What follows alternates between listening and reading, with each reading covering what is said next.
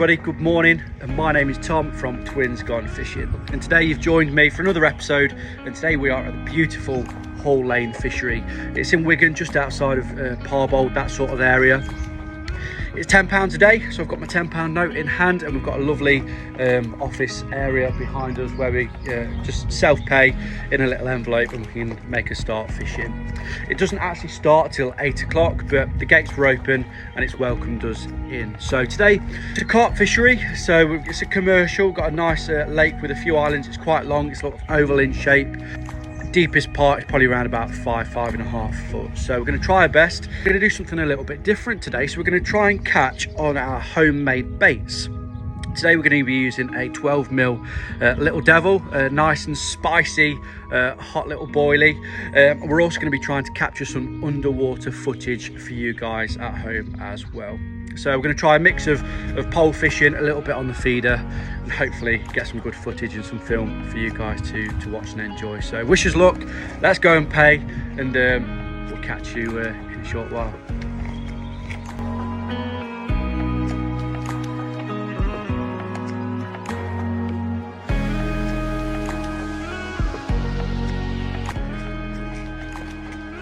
Let's go.